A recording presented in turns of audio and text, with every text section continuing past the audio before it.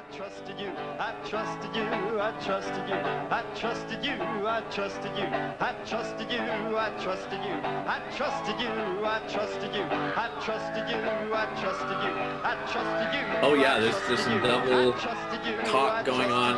Yeah. There's always a big, okay, lunchtime live, AMA, Friday afternoon, June 19th, here I am. Ethan Fisher, your community manager here. Today I have, all the way from Canada, it's the second Canadian we've had. It is Mark Clearview, Mark Tricks. It's me, Mark Clearview, in the flesh. I'm in disguise. It's so funny, I look nothing like my photo. Right? That could be a different person. I grew this beard and this hat. I grew this hat and these sunglasses because I'm getting recognized too much in my neighborhood. After all my time in New York, I'm very famous. You mean in your own house? Yep. I'm getting some feedback. Are you getting any feedback? No, I sound great. Okay, good. It sounds great on my end. I don't know. Okay. Well, then I'll just pretend I'm not hearing it. Anyway, that's not true. Okay, here we go. Ask me anything, Mark Tricks, Mark Clearview. I want to use your last name. Do you use your last name anymore? Clearview, Mark Clearview is the name. Tricks Right. is just a Facebook alias, but it messes me all the time because everyone is always saying Mark Tricks. It's Mark Clearview only. Just so everyone knows. That's Okay. me. My real last name, no one can ever know. Oh, okay. I think I Yeah. know that, and I've used it too many times, so I won't do it now. I'll kill you if you do it during this. Okay. So we have Christoph Glass in the group. Sean Doolin is here. Mike Sproul. Hi, Sean. Hi, Mike. Love you, and, Mike. From Liverpool, Christopher Harrop is in the crew. Love you too, Christopher. I love you all. Sorry. I was picking favorites. I shouldn't do that. Christopher Harrop is my favorite, by the way. He is my favorite. He's your favorite? We talk about Quantum Leap, so he's my favorite. Oh, I think he should go to hell. I like all the rest of them. All right, so what has happened here on AMA is I start with, now that I've gone through the panel, we try to work up a superhero magician origin story for our guests. Oh yeah. Because you're since last year, you're a CC favorite. You're a counselor at large, a CIT. It's great. You come on the panel sometimes. You're also pretty funny, not just your face. I'm laughing already. Yeah. That's so funny. Oh my gosh. But where and when did magic bite you? Bite me? And can you talk about it? Not until the court order is done, and then I can talk about the biting. Magic biting me.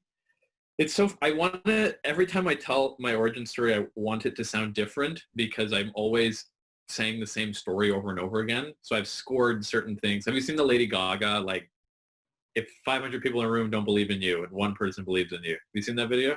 What's the name of the song? No, she's just in a PR thing and she keeps saying the same thing over and over again. And then there's a smash cut of the same. I'll send it to you. It doesn't matter. My origin story, I'm going to try to vary it.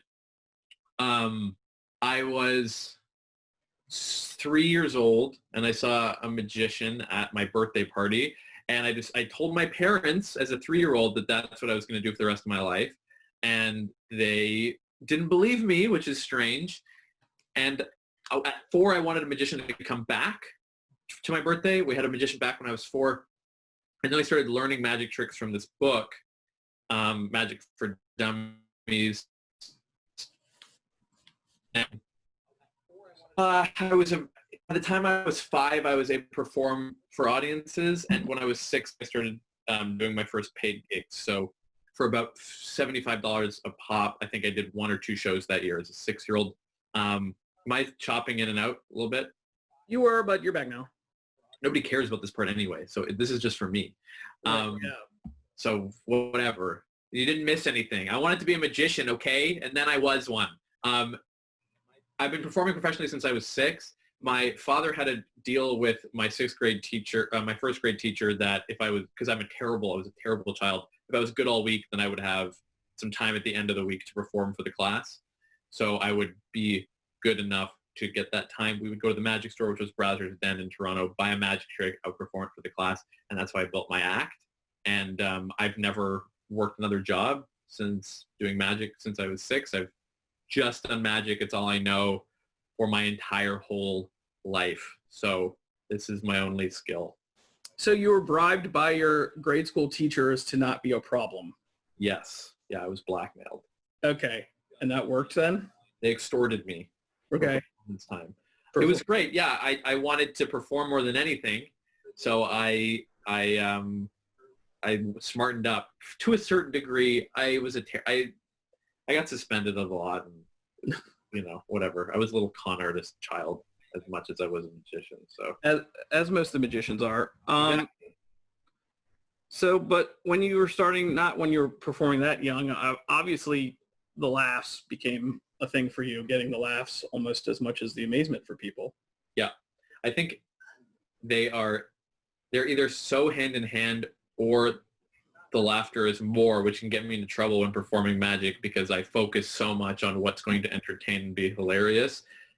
But it was, I just liked being on stage, and I liked seeing the wow factor from magic, but I really liked the fact that it was a vessel for me to be silly and stupid, and I'm very physical, so there was a lot of dumb, like pratfally stuff when I was a kid, which was probably not very funny, but maybe it was. I just wanted to make the audience laugh, probably more than I wanted to do the magic. It was just a vessel for the comedy.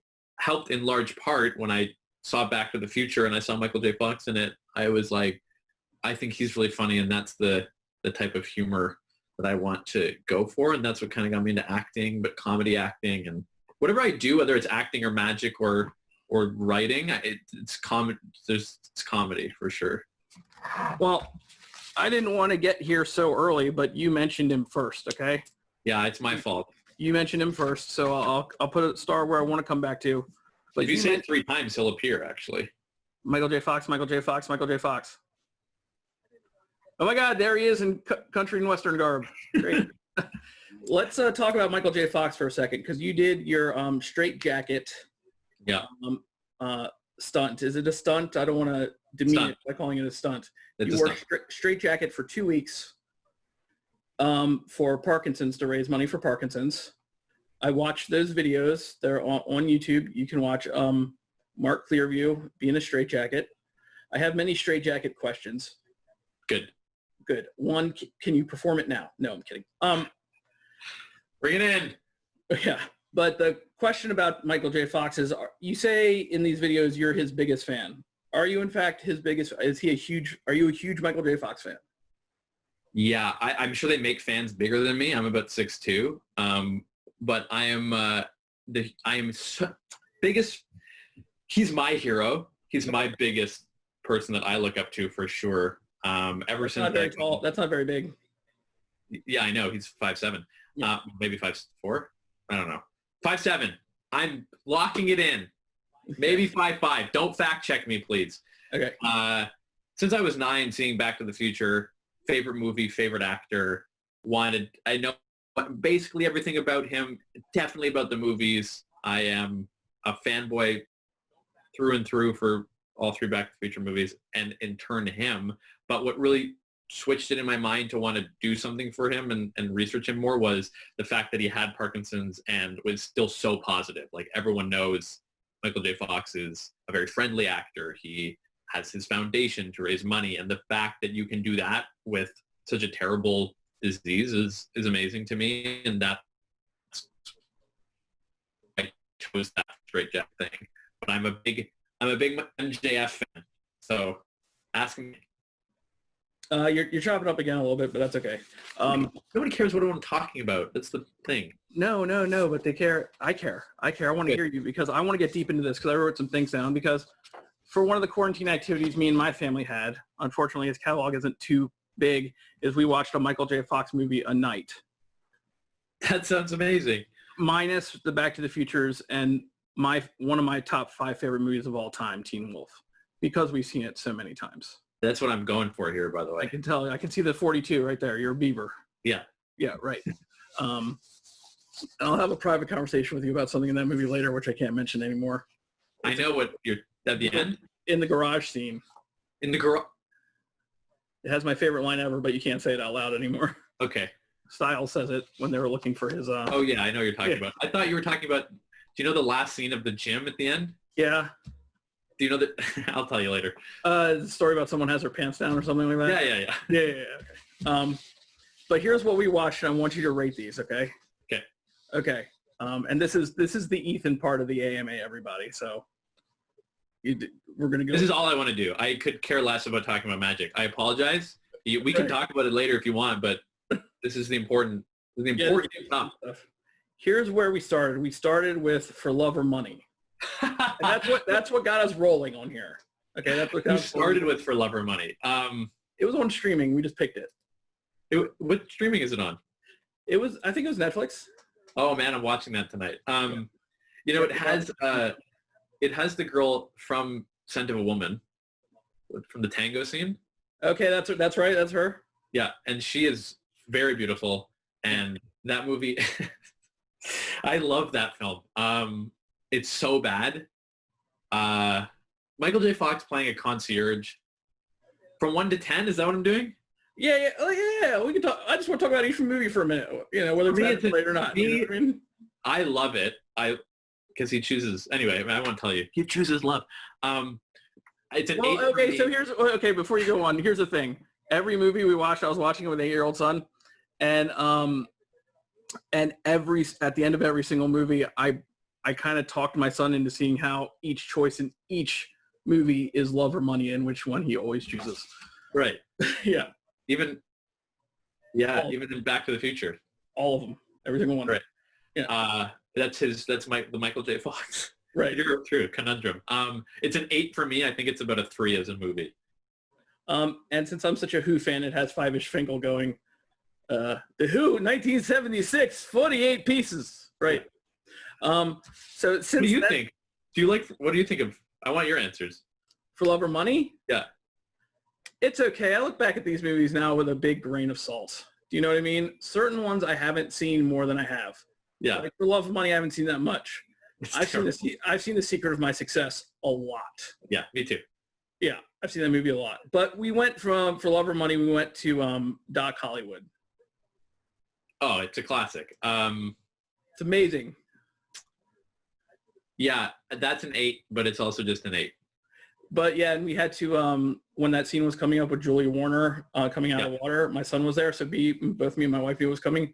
So we just started jumping up and dancing in front of him until it was over. Yeah. He was like, I know what you're trying to hide. I was like, the rest of the movie's fine. Let's just watch. It was great. Squash Festival.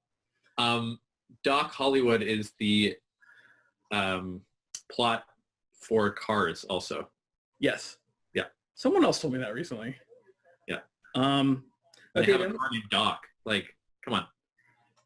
Then we watched. Then it started to go off my beaten track a little bit. We watched, we watched Life with Mikey.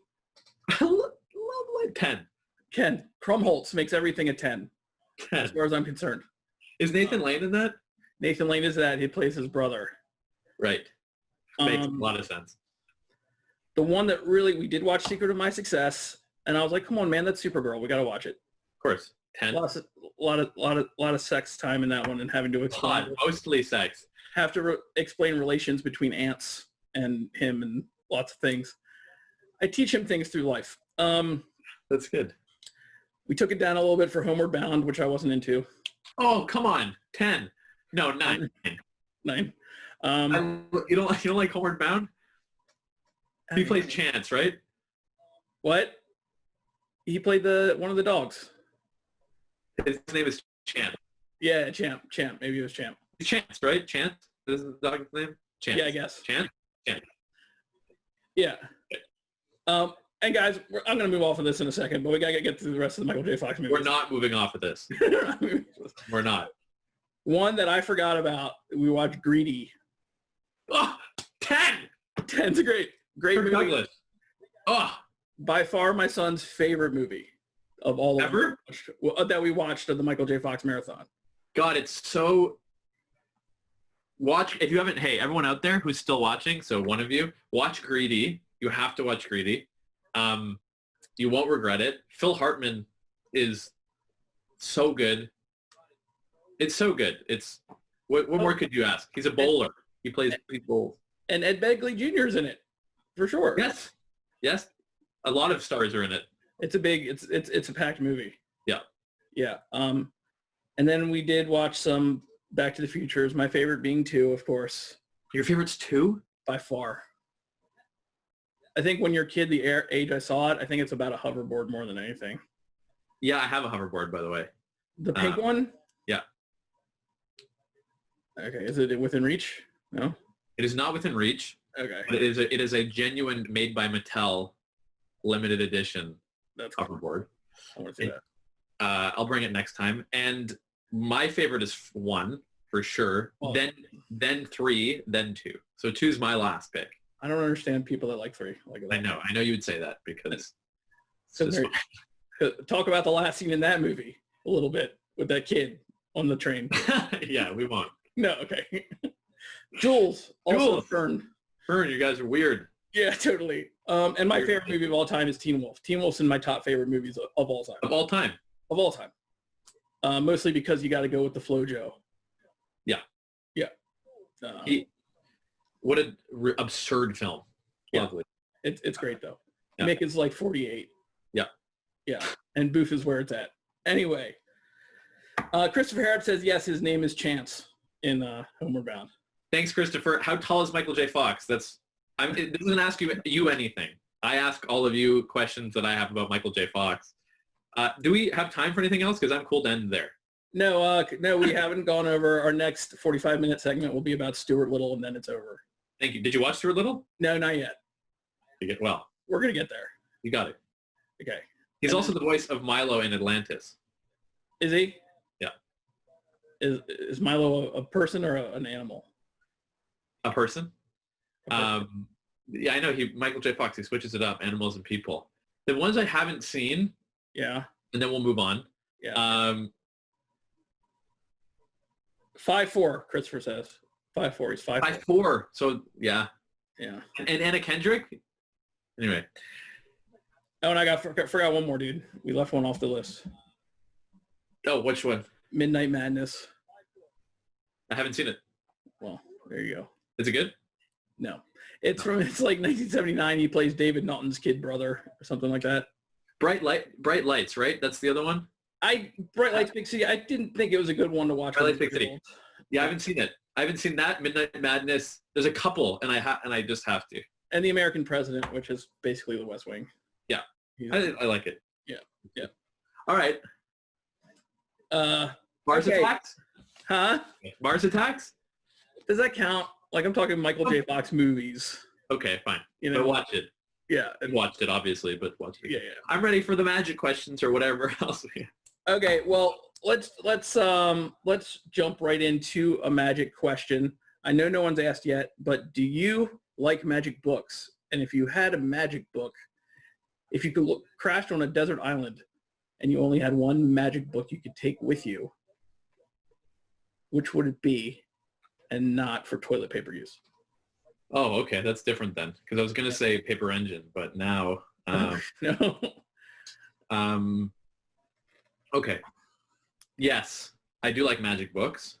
I prefer to read books than watch videos and tapes. I have a certain number of books that I go back. Like, I haven't read every book under the sun where you'll do a move and I'll say, oh, that's Jennings, page 74, favorite magic book is Magic and Showmanship. And who wrote that? David Helm. Right about that?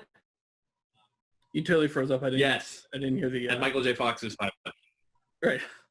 Oh, good. I didn't hear who wrote that. David Helms. Okay. Henning. That's my guess. Doug Henning?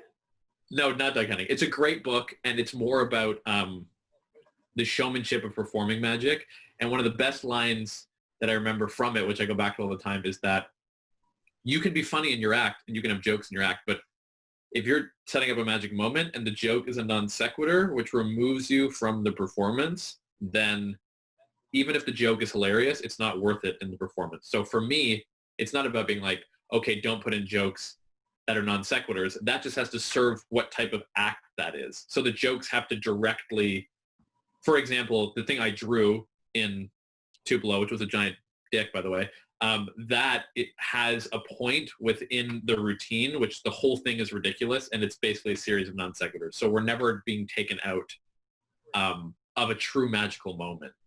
Anyway, it's about how to stand on stage, what to do with your hands. I highly recommend everybody read it. I enjoyed your set so much in Tupelo, by the way.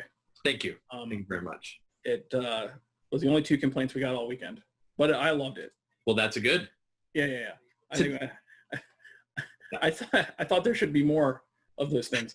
A person like me, that's a good thing. If you say you're the only person we had a complaint about your act, that is, I mean, that's fuel for me, especially that's the set that I do in New York most often. That is the like tight 10.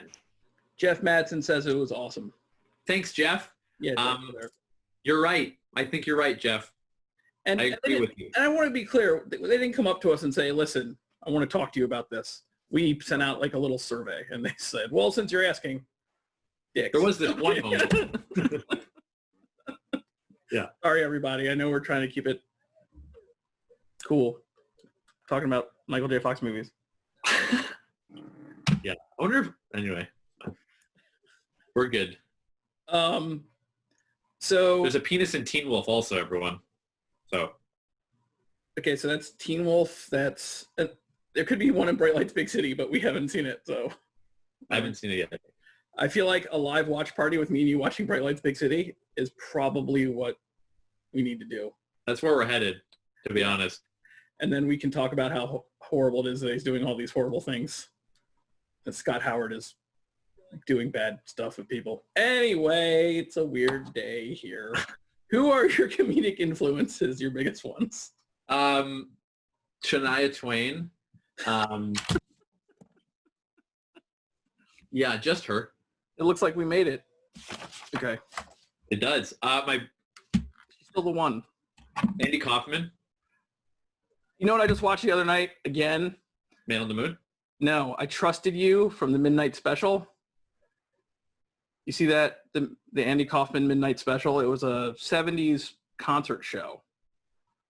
And they announced him. They said, this is the #1 musical genius of the future. He comes out. There's 2 dudes on guitars. They're just playing one riff over and over again. And he starts screaming, I trusted you into the microphone.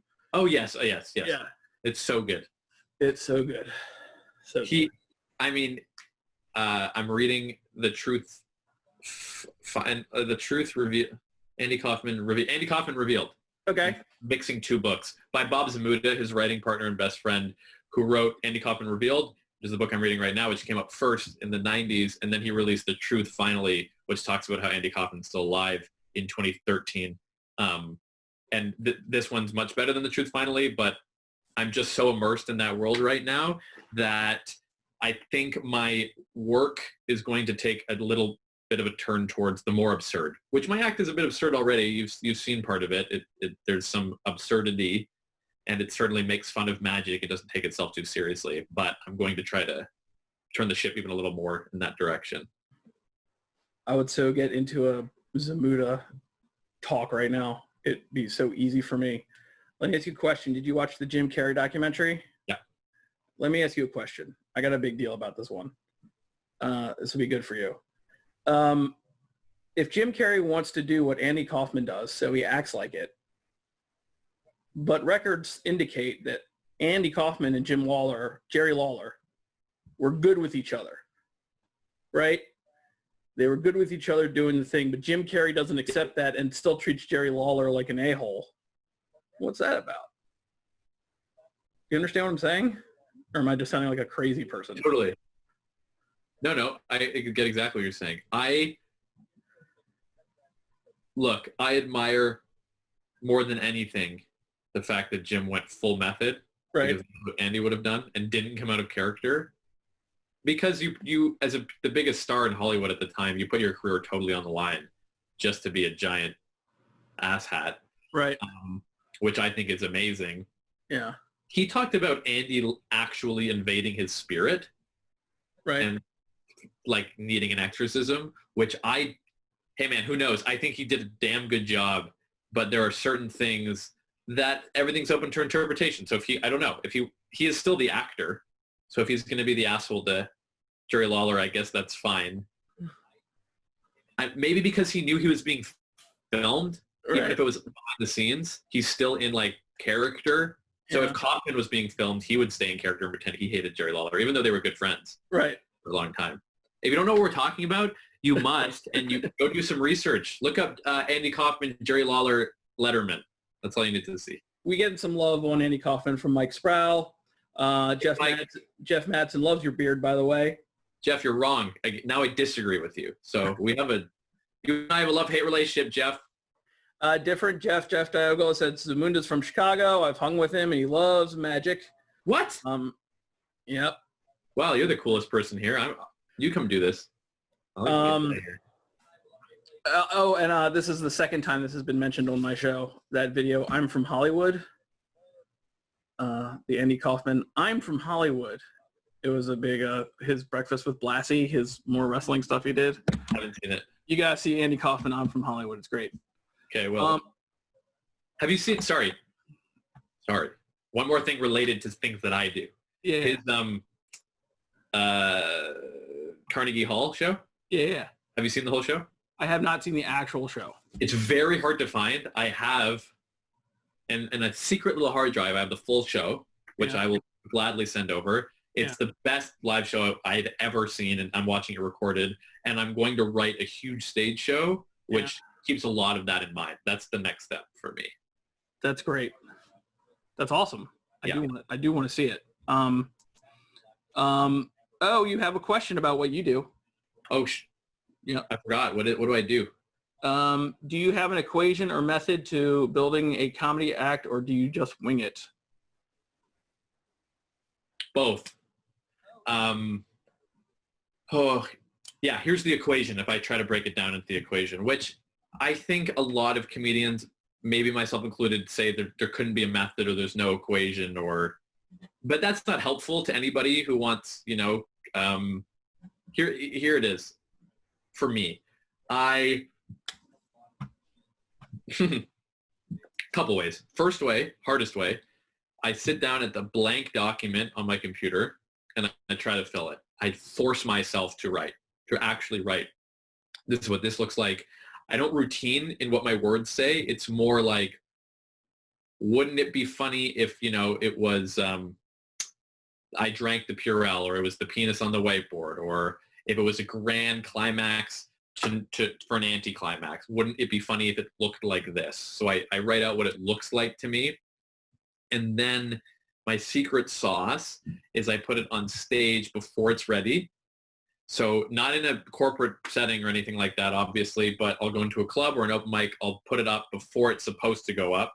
And I find the words, I have a light script, if you want to call it that. And I find what that feels like in the body. Sometimes it bombs completely, but I learn a lot from that. And sometimes, and I film it, of course, the words that come out, since I know the trajectory so well, is like, I've done specifically with, I do a ball routine where, I'll tell you what the routine is later, but I did that once, and the script that I said the first time I did it has become the gold standard script for it. And there's tweaks that happen along the way, but I'll really try to write it out. And then another way is I will go into like a dollar store or a grocery store or a magic shop and look at things for inspiration. But I would never, like if I saw the circus wagon that makes a rabbit appear, I would never think of using it for that. What I do is I have, I put an egg inside and a roast chicken appears. So it's a full rotisserie. It's a little rotisserie tub, and I hand something to the audience. So I'll go look at things to get inspiration. I'll try to write down the light script, and then I'll go put it up, and then just tweak the bolts from there. But it's hard to force the creative input side of it. Sometimes I just need to be in the mode, and I'll get down at my desk and just like turn the lights off and put some classical music on and just like go for it. You got to start writing. You can't just wait for the idea to hit you, but sometimes they do. Right on. Richie, let us know if that answered your question. Probably not. I don't know. Yeah. Well, everyone's process is different. I would like to know about, you said, I interrupted you after you said Andy Kaufman. There has to be some more Oh, yeah. influences. I apologize. Yeah. Comedic influences. This is the question. Steve Martin, huge. And specifically for his... I like anybody who does a long setup that I'm like wondering where we're headed and kind of uncomfortable for, and then I'm still surprised by the punchline, because the shorter your setup, the easier it is to get away with the punch. But if you have a really long punch and I don't see it coming through the whole thing, once you surprise me at the end, there's so much more build up till that moment. And Andy Kaufman's different because it's not a build up to a punchline, it's a build up to a nothing. It's an anti-climax. Right. And Steve Martin would be the long setup for the payoff. I'm a huge Seinfeld fan, just in terms of that's really the like formulaic, here's how we do the thing with the punchline, here's how we set up the comedy, here's how we write and work. And I think that with like the Andy Kaufman more avant-garde absurdist stuff, I used like the technical from here and a little bit of the, you know, I don't want people to know in my show what's real and what's not. I don't want them to know if I'm going to turn this around, there's going to be a word on it. I never want them to know if there's going to be an actual reveal or a punchline. And so watching my show, I hope it's like, is this an anti-magic trick or is it a magic trick? I don't know. And therefore, the magic is more impressive and the jokes are more surprising, I think. Or the magic is less impressive and the jokes are worse. I don't know. Well, whatever you do, it's working. Thank you. Yeah. We definitely, me and Aaron were definitely raised on Let's Get Small and Wild and Crazy Guy. Yep. I have the comedy album. Like I have the physical record. Yeah. And it's just great. Did you see the brand new Seinfeld one that was on, just came out on Netflix? I think that's some of his best work, to be honest. Pop-Tart bit's great. So good. Yeah, so good. There's one more. Because those are all, I have a lot of old, like, and you can see it in my act a little bit, I think. Yeah. New would be Nathan Fielder. Do you know Nathan Fielder from Nathan For You? Nathan For You, I've seen him once or twice. Yeah. So he's the version of that always, hidden camera, but it's not a hidden camera show. The people can see the camera, but he's always in character. So they're like a la Sacha Baron Cohen or Ali G show sort of thing. Right. Love that. Yep. Big fan of those. Yeah. Yeah. Especially when when Borat was on the Ali G show. Yeah. They're some of my funniest things of all time. So funny. He goes into the middle of nowhere. Genius. Throw the Jew down the well so my people can be free. That's a quote, by the way. That's not how I feel. I'm Jewish. I just want to say that. He's Jewish. It's fine. It's fine. And I could pass, so we're good. Yeah, you're got it going on today. Yeah. Okay, so I would like you to talk about a little bit about your relationship with fellow Canadian Scott Hamill.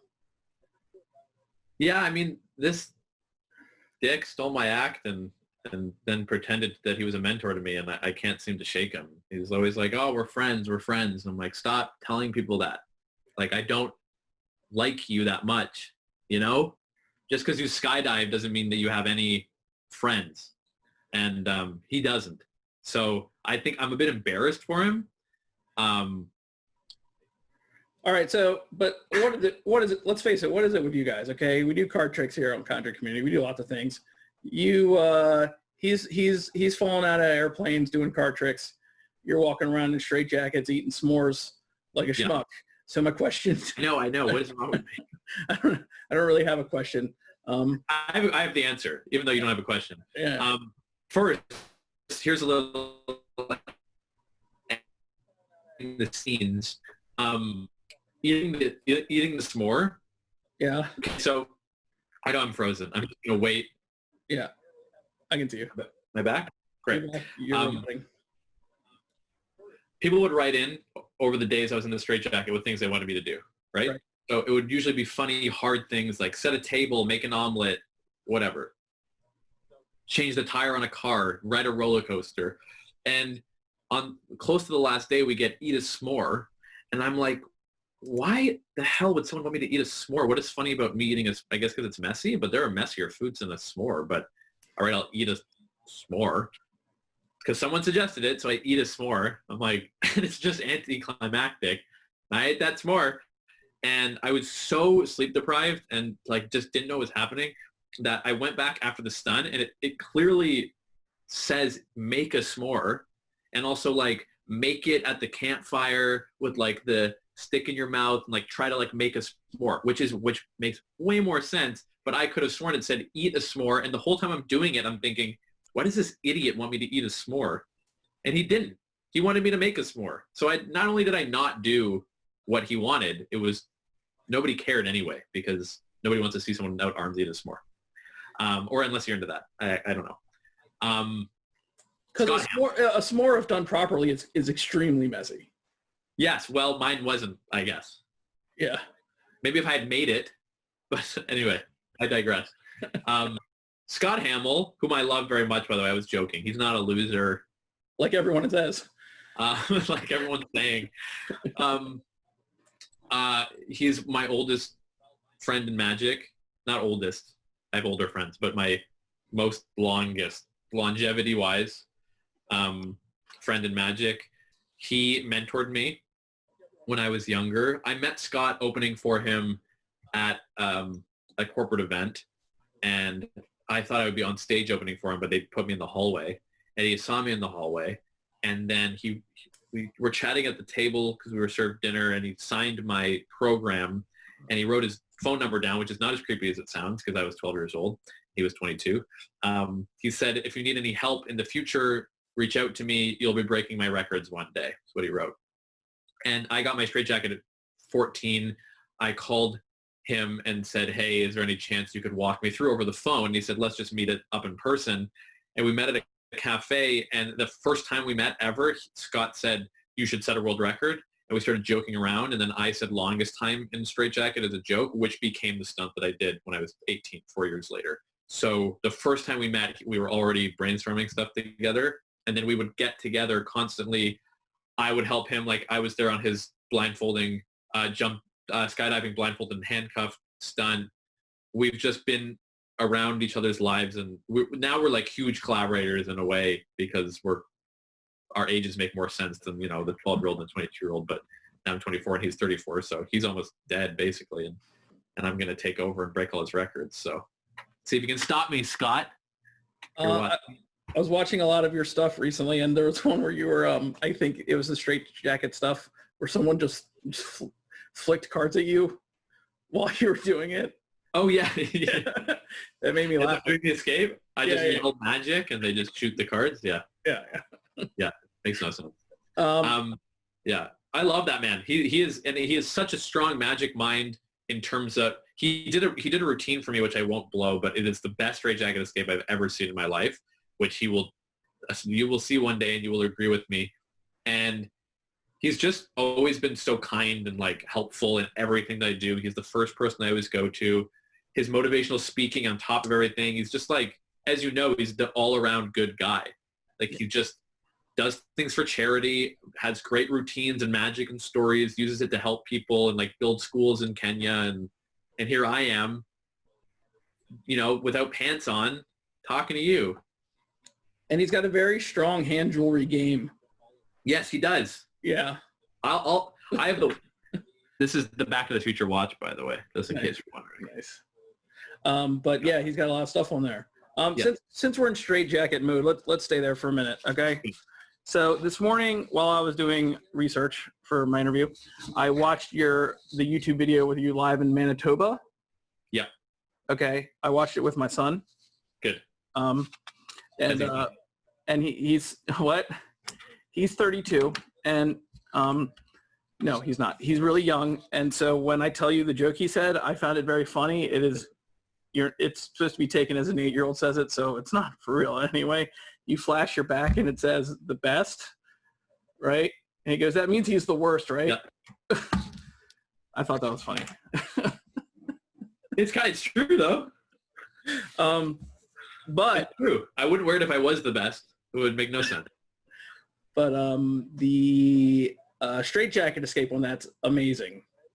Thank you. I loved it. What is that? The William Tell Overture? Yeah. Is that what that is? Yeah. I think I could tell that you had it timed perfectly. Yeah. So that is true, right? Because you had it with your head in the arm over it for like the exact amount of time to make it really funny and to get out of it to go with the music. Yeah. Do you actually dislocate anything when you're doing that? So every magician's going to tell you something different. I'm not talking to a magician. I'm talking to you. I'm kidding. I know. Yeah. So me, no, you don't. I don't have to. I don't have to dislocate my shoulder to escape from a straitjacket. When people ask me if I do that, I say yes every time. If I just finish a show and they say, "Did you really dislocate your shoulder?" Of course I did. I have dislocated my shoulder on very, I don't know, 10 times, but I've done the straitjacket escape over 100. So actually at Paradise Club, I don't know if you saw the video, but in New York, up in the rafters high, I popped my shoulder out during one of those shows, and that's like a big show. And usually I can just pop it back in with the jacket strap, but I had to go off stage and do it in the doorway, which is awful. You don't really want to finish the show with your shoulders still hanging out. Like, all right, everyone, thanks so much. We'll see you all later. Goodbye to this audience and goodbye to you. But I had to go get it back in there. But at that point, it's over, though. Like, yeah. Like, and I just wanted to talk about, like, you mentioned Penn and Teller on one of your shows. Yeah. I watched, and their straitjacket stuff, which, the first thing that I saw, and I think one of the first things Aaron saw that got us into magic was that Casey at the Bat. My favorites. Penn and Teller thing. Yeah. I just wanted to mention that. I mean, that's one of those tapes we had growing up where. So in terms of magic influences, they're my biggest magic influences. And then a bit of David Blaine, but probably not for the reasons you'd think. And Casey at the Bat is a perfect example of, I don't know, just building stakes. Like, I always think there has to be a mechanical, or like fire is going to be lit on the rope and therefore there's stakes, but saying I'm going to sit here and I'm going to jump up at the end of this poem no matter what, and then he's going to fall. There's just better ways to do things than the old, the ways everyone's done it with fire or like a timer, you know what I mean? Right. Yeah. Just like watching your friend become a complete dick and start reading the poem faster. Exactly. Is amazing. So great. We got a question from the crowd, and then I got one more deep dive on a video of yours, and then, then we'll be done this horrible part. It's almost as bad as popping your shoulder back in, I know. The question from Christopher Harrop is, do you script your show to favor the punchline or the effect? That's such a good question. That's how you say it, right? That's a good question. Oh, man. Okay, here's why I'm different, I guess. I try to make the magic the punchline. So when people, the way I see it, hopefully, when I'm doing my best, most original material, because it's not a perfect science with me, and I'm not where I want to be yet, but there's magic, and then there's like comedy magicians, which be you're doing your linking rings, you're doing your magic, and you're telling jokes on top of it. And like, yeah, there's magic and there's comedy, but they're on two separate tracks of the timeline you're editing. For me, I would like to merge those so that way the magic is the comedy. So the roast chicken is appearing, the effect itself is funny. The pee hole is, its own thing, which then in itself is funny. The finding the card with your mouth and the way that I do it, then that becomes in itself funny. However, I think I'll probably favor the punchline more, which makes me not as good.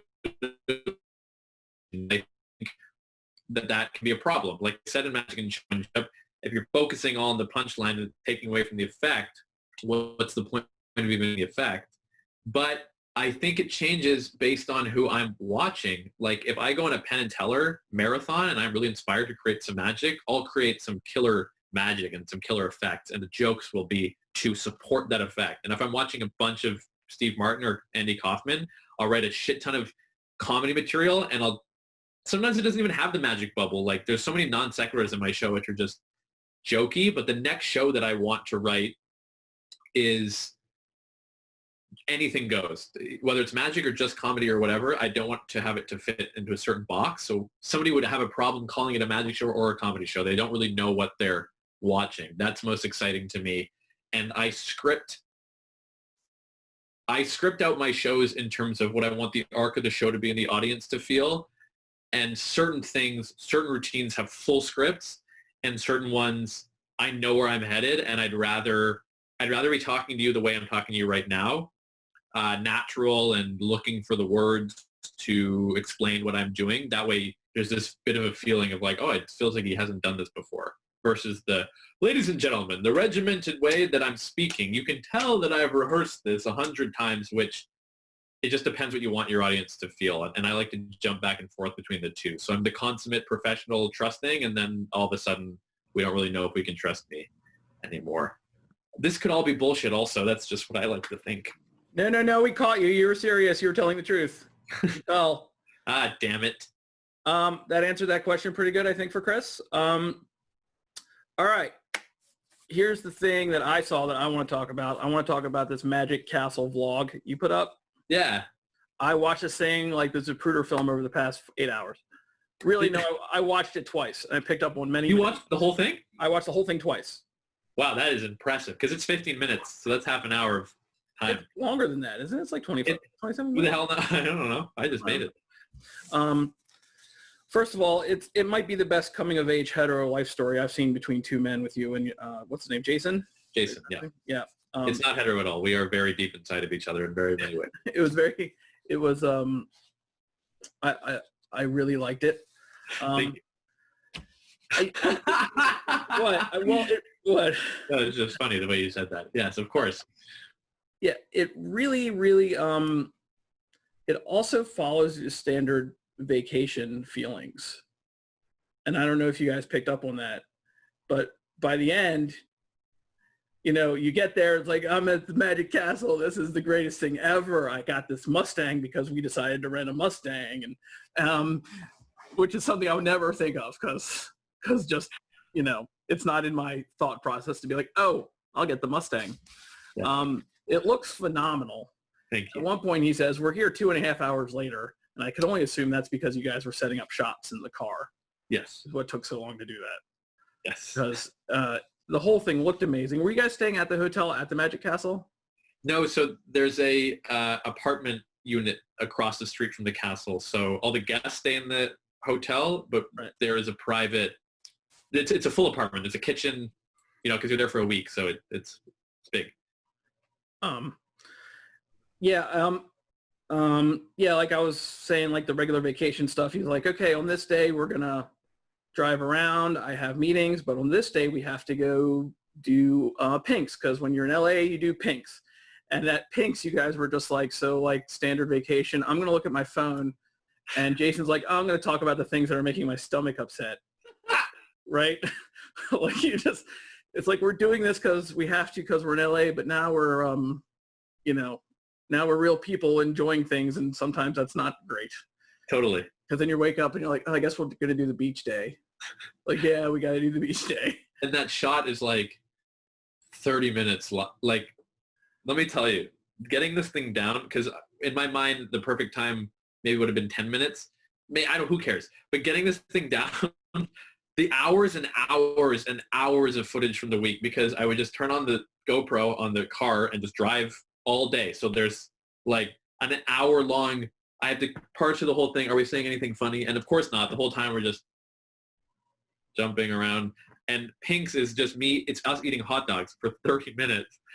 And the one little bit of dialogue that's usable, I'm like, okay, I have to take that out. But yeah, too. And I'm like, I'm sick. I'm dying. Like, I gotta go back home. You know, follows that for sure. The one thing I thought was funny, my son said, because he watched the end of it with me again today, is he saw the egg turn into the chicken. Yes. And he said, Uncle Aaron does not do that kind of stuff. Which was really funny. Nor should he, because it's yeah. patented. And like by the end, you guys are like, yeah, I guess we're gonna go do 3 nights, 3 nights, 3 more shows at the castle. You're like, yep. Like, oh, it's worn off already. Saying that on day 3 was like, hey, what do you want to do tonight? Oh, let's go to the Magic Castle. Like, it's a really fun place. Sure. I'm having the best time because I'm performing, but Jason's at the Magic Castle, and we get free food and drinks, but the same free food and drinks. So it's like, what do I want from the Magic Castle tonight? Let's go do 3 more shows. But it was, dream come true. It's so awesome. And it's hard to live. Yeah, like I'm just in LA and I'm performing at the castle and focusing on the show, but also I want to make this big vlog and do all these things for the camera and, go to Pink's and go to the speakeasies, and how much time do we have to juggle? So we have to be back at 5 o'clock to get there for the castle. And we did it was really fun. I think we did a pretty good job. It's a really enjoyable video. I suggest anyone that hasn't seen it, go, just look up Mark Clearview. And it's on YouTube. It's the Magic Castle vlog. It's very entertaining. Thank you. You'll get to see the behind the scenes of like a traveling performer, and that's one of the best magic venues in the world. So you just get to see what it's like when it's not just the stage stuff. And I will be posting the castle video in its entirety, like my 20-minute act, at some point. I'm just trying to decide when the best time is to post it. And if you ever feel like you get really sick, you have to perform anyway, you do, and Mark shows you how a pro does it. He gets off stage and then pukes. And the Breaking Bad Easter egg was found in this video. When you and Jason are running around the room on the bed, that is the song that Gail Bedecker is singing, his Italian opera song. Sure is. In the T. I can't believe you caught that, because obviously nobody would ever catch that. But it's Crappa Pilata, and it is the song he sings right before he's off.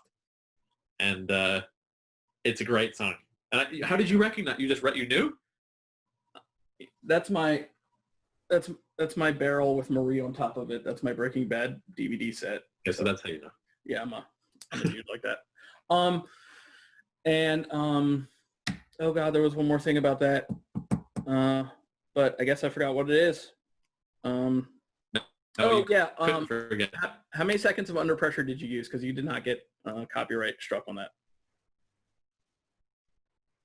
You're frozen again. Okay. Yeah, my another practical secret for you. I use instrumental. We good? Yeah. I use instrumentals.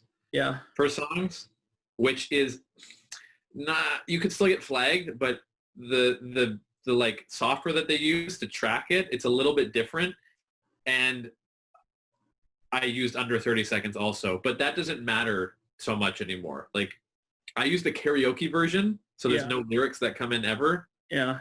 I think I also used Drake's Ignorant Shit under his instrumental. I'll just go, and I also used Anderson .Paak's instrumental, which, I didn't get hit for any of them. So I guess that's the secret. I've been doing lots of editing and getting hit left and right with things, and working a way around. I've asked anyone if they have any other questions. I'm wondering if you want to take a second and tell me about Quarantine Live and Noodle Boys. Yeah. Who doesn't know? Yeah, so I think the biggest things, if anybody wants to take anything away from this, I was really focused on being in New York and like doing the club circuit and like feeling like Kaufman-esque in my own ability to like go take a stage, try anything that I want to try, and just be the favorites at these clubs. And that means more to me than being the TikTok star or,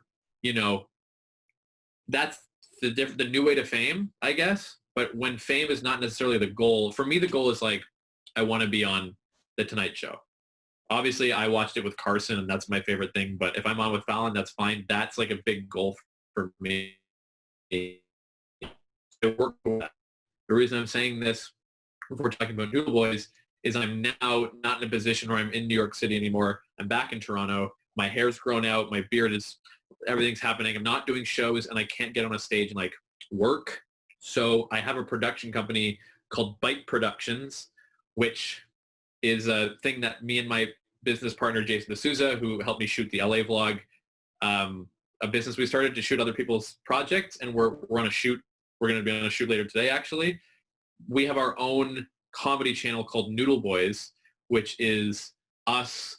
There's funny, stupid stuff we do in public. Like, I don't know if you saw the Pokemon video, but it's me walking into objects. And there's one called Businessman is Late, where I'm running as a businessman falling over stuff. And then there's scripted sketches within that. And this is the other side of, like, when my agents come or send people to look at me, they could see my comedy side, sans magic. Not sans minds, sans magic.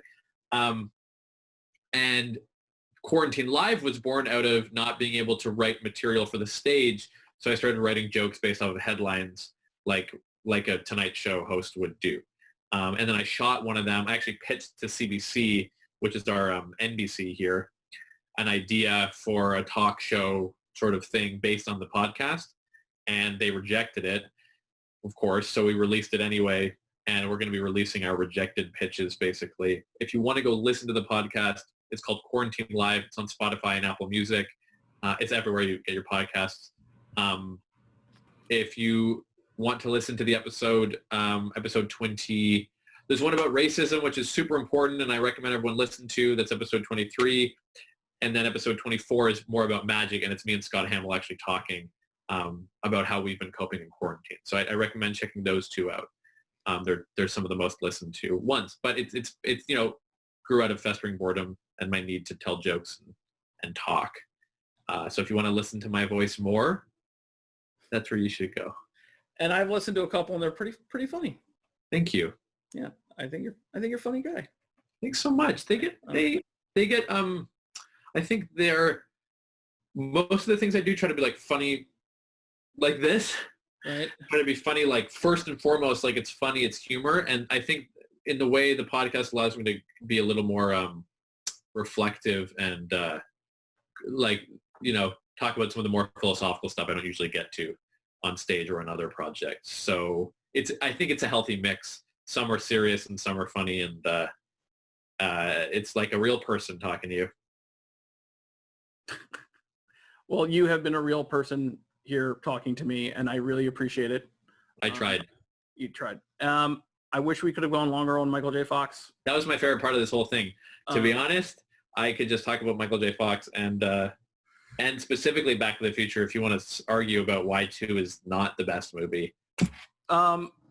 Listen, I know why 2 is not the best movie. I didn't say it was the best movie. I said it was my favorite. Fair. Right. Number 1 is the best. Right. Number 3, it's the only thing that brings me back into it is Mary Steenburgen, because I forget every time I watch that she's in it. And I'm like, oh, I'm so happy she's here. Yeah. You know what I mean? Yeah. But the ZZ Top and the thing and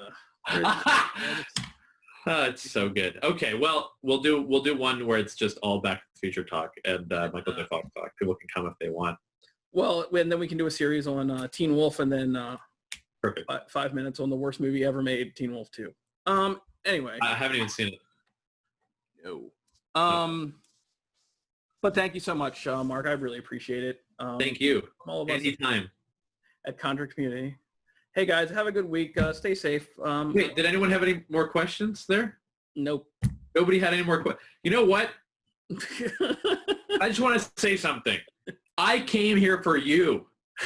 If you have any more questions, email me directly, Mark at Mark Clearview. I need something to do for this quarantine. I will send you funny things back. I will send you videos of me shaving my eyebrows. I have no shame and nothing more to do. I'm done. I'm around for the Michael J. Fox episode anytime. Great. Yeah. Thanks again, guys. Stay safe, everybody. Wash your hands. Don't touch your face. All right.